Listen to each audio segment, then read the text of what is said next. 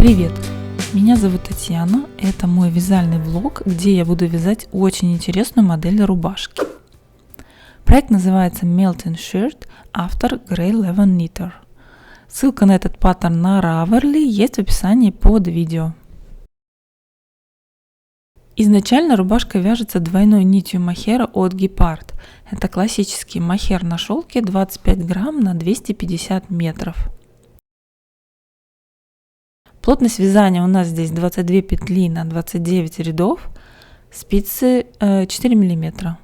К сожалению, паттерн есть только на двух языках, корейском и английском. Я, конечно, буду вязать английский вариант. Давайте рассмотрим фото изделия поближе. Тут на девушке я вижу достаточно длинное изделие и большой оверсайз. Сразу скажу, что у меня высокий рост, 178 сантиметров, и на мне эта рубашка будет выглядеть короче. Поэтому я решила, что мне не нужно такое свободное изделие, и я буду выбирать размер так, чтобы оверсайз был не таким огромным. Думаю, что второй размер мне подойдет. Спинка рубашки, как видите, длиннее переда, и все вяжется отдельными деталями. Очень нравится, как связаны манжеты на рукавах, и вообще отделка и детали проекта выглядят очень аккуратно, хотя и трудоемко. Классно проработаны швы.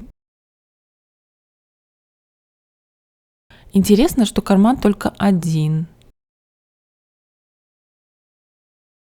Рукав сильно заужен, и внизу изделия, судя по всему, идет айкорд. Еще к описанию прилагается бонусный вариант с короткими рукавами и рисунком на спине, но я буду вязать первый вариант. Ну что ж, проект распечатан, стартуем. Вязать буду из тонкой 100% альпаки от Sandnes Garn, 50 грамм, 400 метров. Вязать буду в две нити, и цвет у нас очень такой красивый, мятный, зеленый. Как я уже сказала, я решила взять второй размер, и я так посчитала, что на него мне должно хватить 8 мотков. Первая деталь спинки готова, и что-то мне не нравится, как выглядят петли в полотне. Как-то все очень криво. Поэтому хочу постирать и заблокировать эту деталь. Посмотрим, поможет ли. А то тут как-то я не разберу, где вверх, где низ. Все очень закручивается. И вообще надо посмотреть, как будет выглядеть пряжа после стирки. У меня нет пока специальных игл для блокировки изделия, поэтому пользуюсь обычными булавками.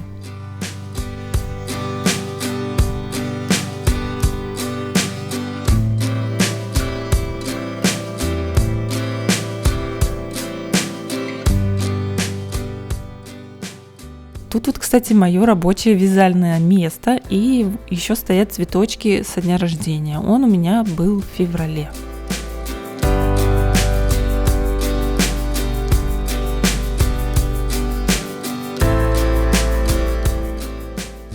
Снимаем булавки, и я уже вижу, что петли расправились, и полотно выглядит вполне хорошо.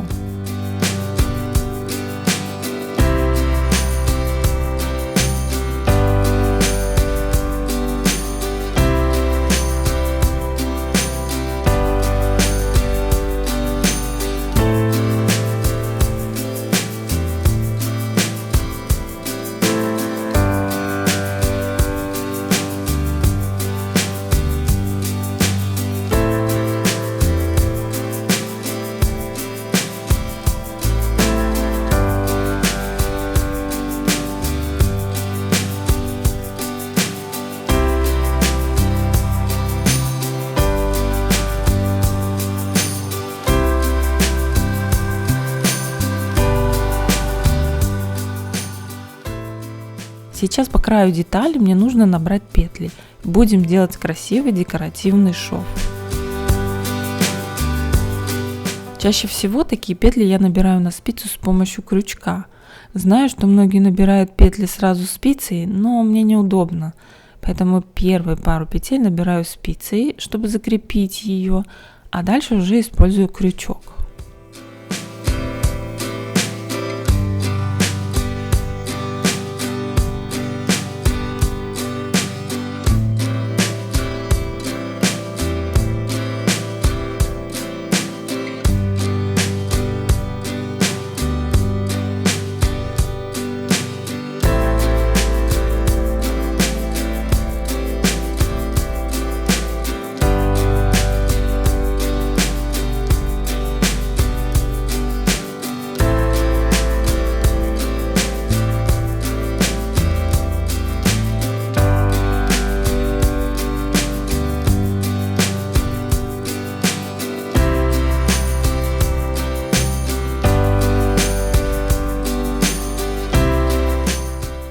Заканчиваю набирать ряд, и теперь обязательно надо посчитать, правильное ли количество петель получилось.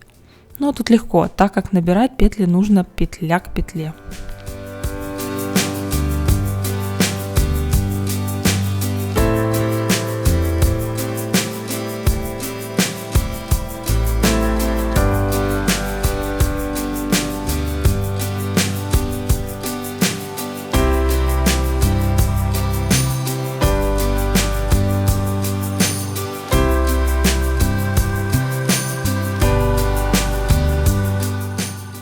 Провязал нужное количество рядов, отрезаю нить, и теперь нужно переснять петли на дополнительную леску или нить.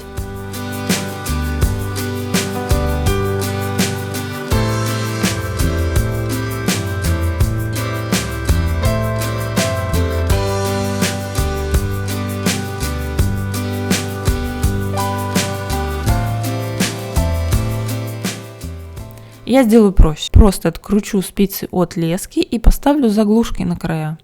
Обожаю спицы Чиагу, чаще всего вяжу именно ими. Это мои самые любимые спицы.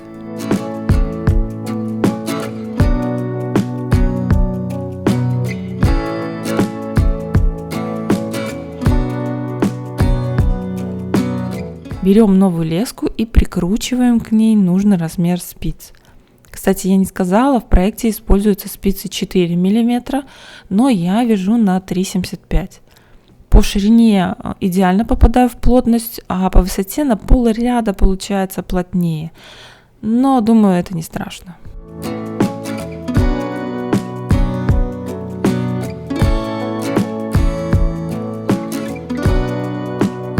Сейчас из шва, что у нас образовался при первом наборе петель, нужно по изнаночной стороне набрать такое же количество петель. Тут немного сложнее процесс, так как пряжа одного цвета и не всегда легко увидеть, где идут петли этого шва.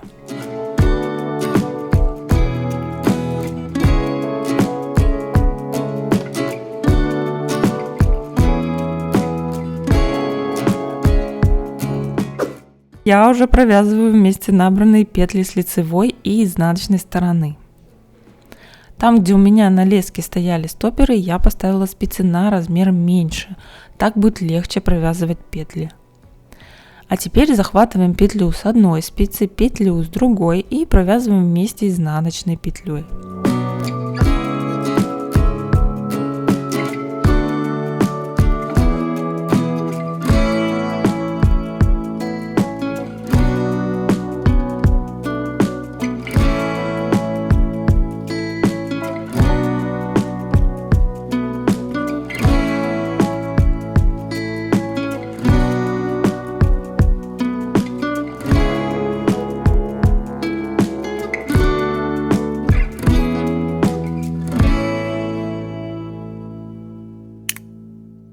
В результате появляется вот такой красивый декоративный шов. В проекте, естественно, все подробно описано. Сколько рядов провязывать с одной стороны, сколько с другой, в какой момент провязывать уже петли вместе. Тут я только немного показываю вам сложные моменты.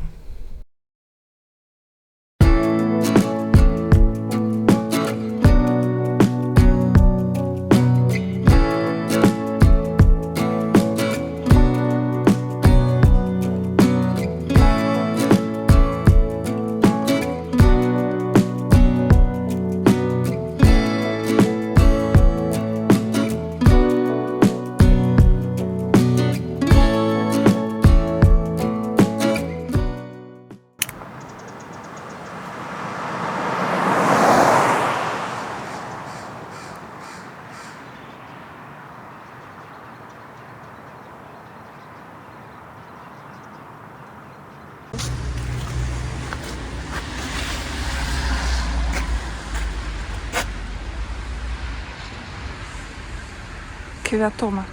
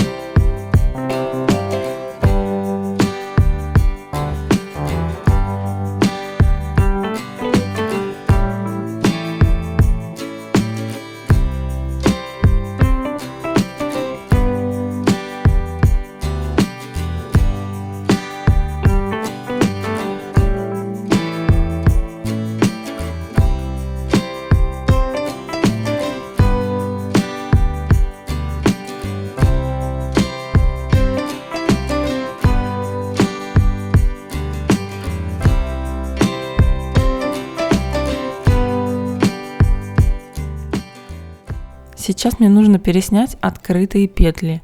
Буду использовать вот такую мягкую трубочку холдер от Petit Knit.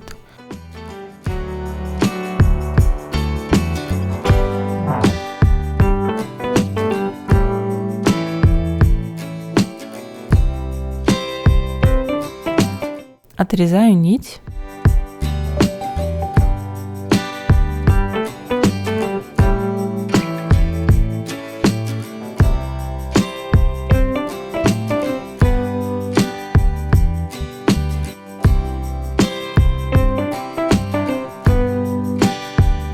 Вещь удобная, но когда переснимаешь петли на холдер, нужно все время следить, чтобы он не отклеивался от спицы, иначе можно потерять петли.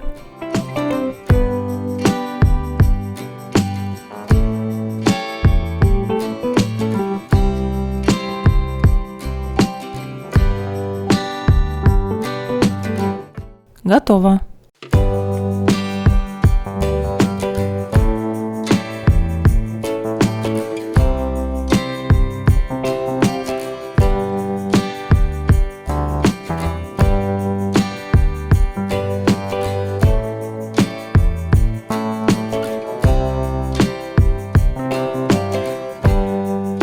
Вот так выглядит деталь спинки.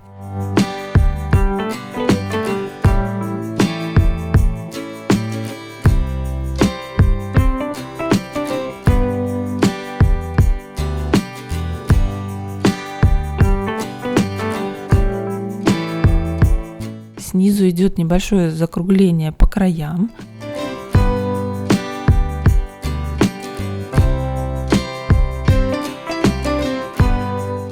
И сейчас хорошо видна разница между той частью, которую я постирала и заблокировала, и той, которую не стирала. Мне нравится, какой красивый аккуратный шов у нас получился. И скошенное плечо теперь тоже хорошо просматривается.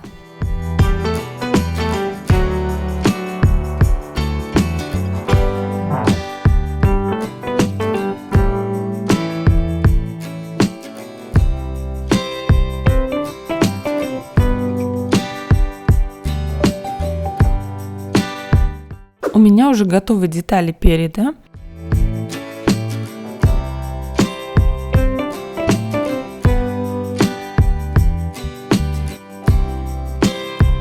И смотрите, в процессе вязания изнаночными петлями намечается место, где будет карман.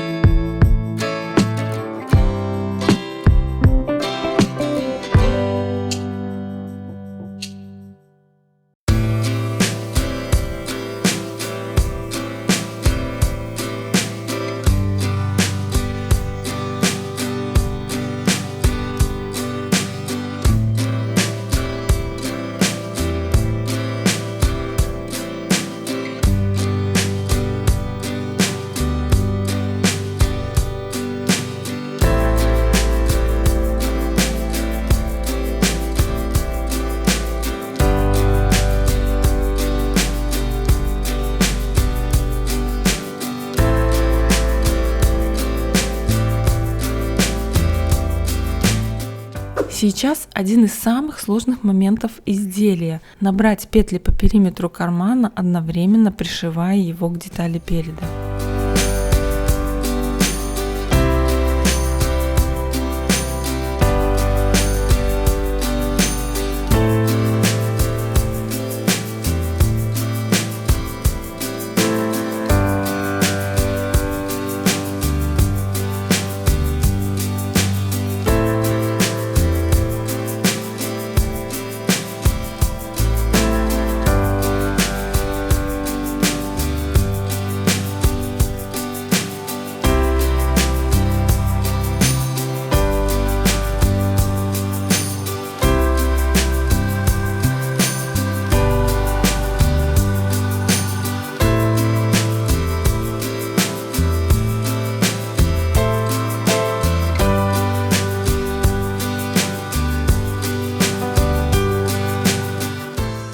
сделано.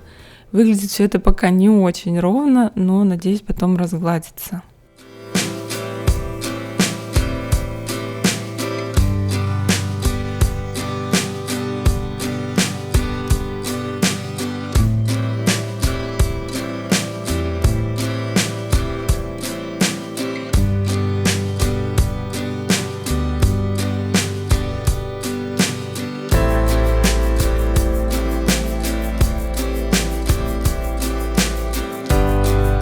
Вот так выглядит с обратной стороны.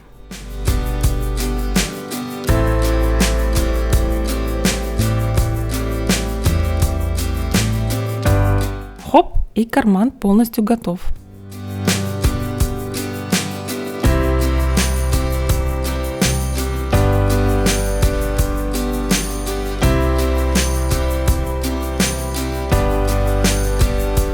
И тут я уже начала вязать рукав. Посмотрите, как много здесь укороченных рядов.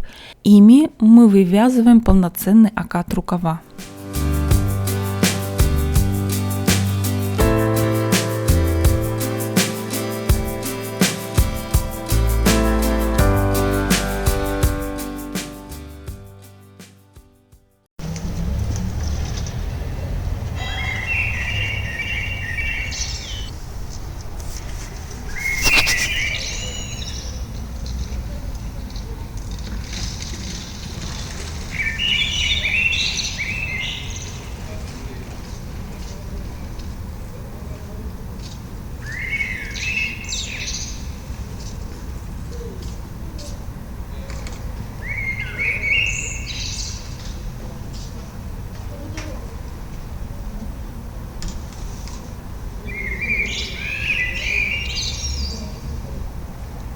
Время сшивать рукава. Не поверите, но я делаю это в первый раз.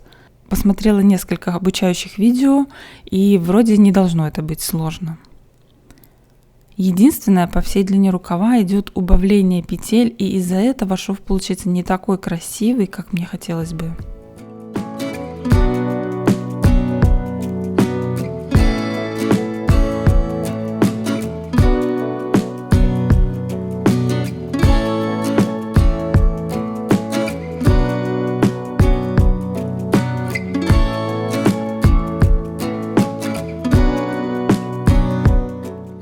Вот такой результат.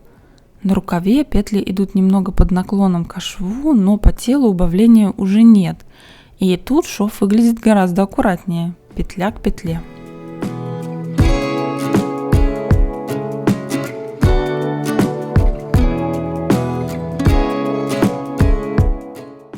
Здесь я уже на этапе вывязывания планки для пуговиц.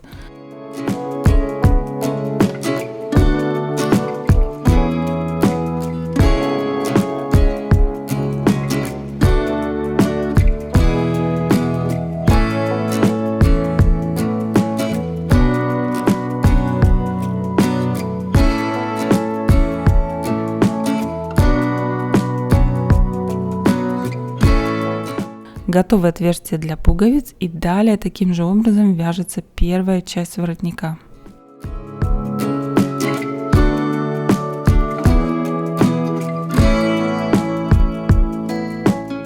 Покажу немного процесс. Лицевую петлю провязываем, изнаночную снимаем.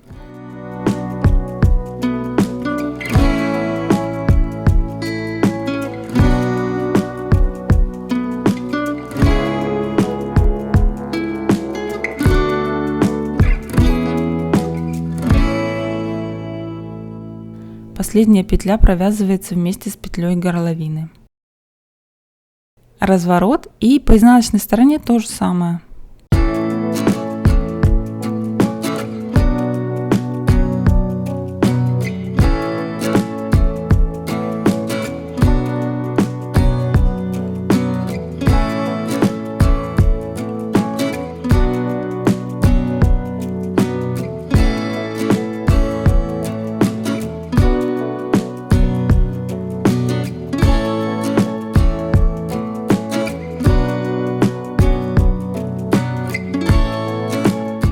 Теперь сам воротник.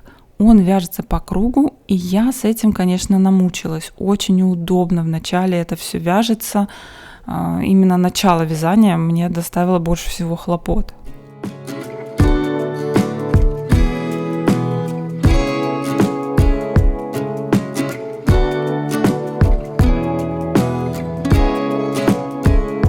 Здесь я вам показываю уже этап зашивания петель иглой.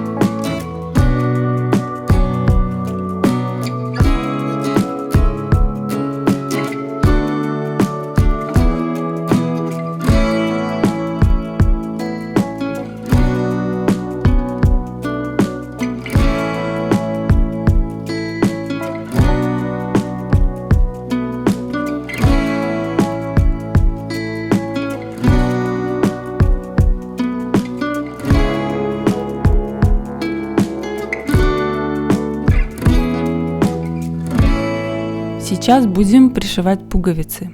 Я уже наметила места, где они будут стоять.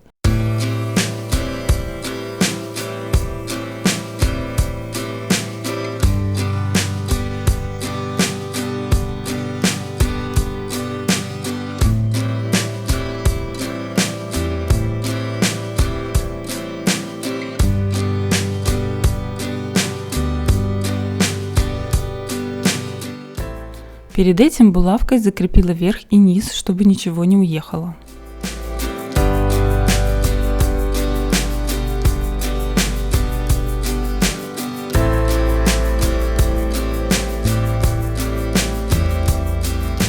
Кстати, я уже постирала и заблокировала рубашку. Посмотрите, как хорошо выровнялись петли.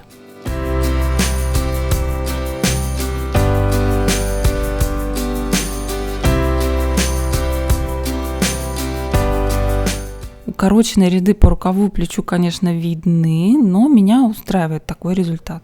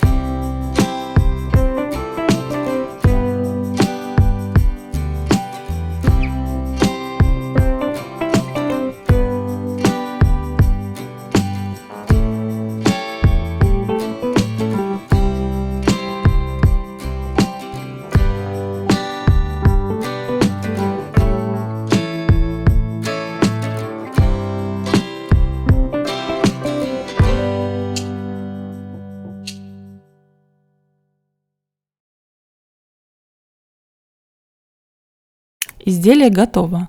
Вот все, что у меня осталось от 8 мотков.